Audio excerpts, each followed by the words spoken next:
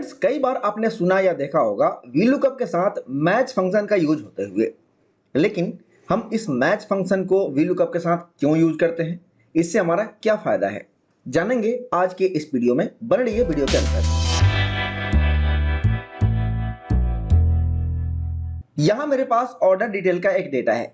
अब हमें in order ID का यूनिट प्राइस लाना है इस टेबल से। तो यहां पे लिखेंगे इक्वल टू वीलुकअप और इसके फंक्शन आर्गुमेंट में जाएंगे, जिसके लिए फंक्शन को लिखने के बाद ब्रैकेट ओपन करके कंट्रोल ए प्रेस करना है।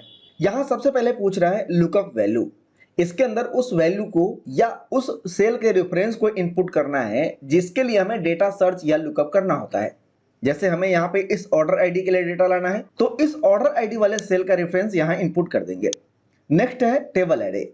इसमें हम उस रेंज या डेटा टेबल को सिलेक्ट करते हैं जिसके अंदर इस ऑर्डर आईडी का रिकॉर्ड हमें मिलेगा, जिसमें हमें टेबल को कुछ इस तरीके से सिलेक्ट करना होता है ताकि ऑर्डर आईडी वाला कॉलम सबसे पहले नंबर पे आए। जैसे यहाँ पहले रीजन है और ऑर्डर आईडी उसके बाद से स्टार्ट हो रहा है, तो यहाँ हम डेटा का सिलेक्शन भी कॉलम बी से राइट की तरफ ही करेंगे। इसके बाद नेक्स्ट है कॉलम इंडेक्स नंबर। हमें चाहिए यूनिट प्राइस इस ऑर्डर आईडी का, जो इस ऑर्डर आईडी कॉलम से राइट की तरफ 5वें नंबर कॉलम पे आता है। इसके बाद एग्जैक्ट मैच के लिए 0 एंड ओके, और हमें इस ऑर्डर आईडी का यूनिट प्राइस मिल गया। तो ये हुआ नॉर्मल तरीका जिसमें हमें सिर्फ एक ही कॉलम का डेटा चाहिए था। लेकिन जब हमें टोटल वैल्यू या यूनिट सोल्ड या आइटम टाइप या ऐसा ही कोई दूसरा डिटेल चाहिए, तो हमें फिर से वीलुकअप लगाना होगा, या इसी वीलुकअप को यहां से कॉपी करके इसके कॉलम इंडेक्स नंबर को चेंज करना पड़ेगा। और इसी काम को आसान बनाने के लिए हम मैच फंक्शन का यूज करते हैं। यहां पूरा का पूरा गेम सिर्फ कॉलम इंडेक्स नंबर का ही है। जैसे इस ऑर्डर आईडी से राइट की तरफ आगे बढ़ते हैं तो दूसरे नंबर पे कंट्री है, तीसरे नंबर पे आइटम है, चौथे पे यूनिट सोल्ड, पांचवें पे यूनिट प्राइस और छठे नंबर पे टोटल वैल्यू है। और यही नंबर हम कॉलम इंडेक्स नंबर में इनपुट करते हैं, जो कि मैनुअल इनपुट करना होता है। और इसी काम को हम मैच फंक्शन की सहायता से ऑटोमेटिक कर देंगे। जैसे ये हेडर यहाँ लिखा है।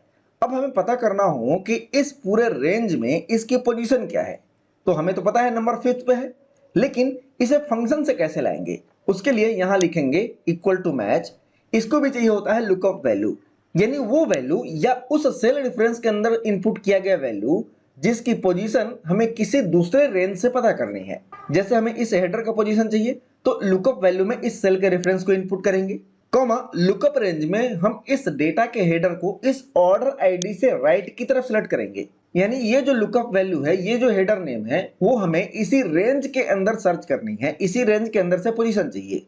और लास्ट में यहां भी एग्जैक्ट मैच के लिए 0 ब्रैकेट क्लोज एंड इंटर, और रिजल्ट मिला 5, जो कि हमने ऑलरेडी वीलुकअप फंक्शन के अंदर इनपुट किया था कॉलम इंडेक्स नंबर में। अब इसे हम राइट की तरफ ड्रैग करेंगे। उसके पहले यहां से कुछ और भी हेडर के नेम यहां हम कॉपी कर देते हैं।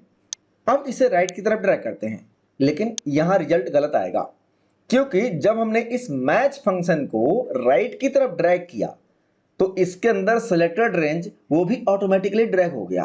तो यहां पे केस ये होना चाहिए कि जब हम राइट की तरफ ड्रैग करें तो ये जो डेटा का हेडर सेलेक्ट किया गया है लुकअप रेंज के अंदर, वो तो फिक्स रहे, लेकिन जिस हेडर की पोजीशन हम लाना चाहते हैं वो ऑटोमेटिकली चेंज होता रहे।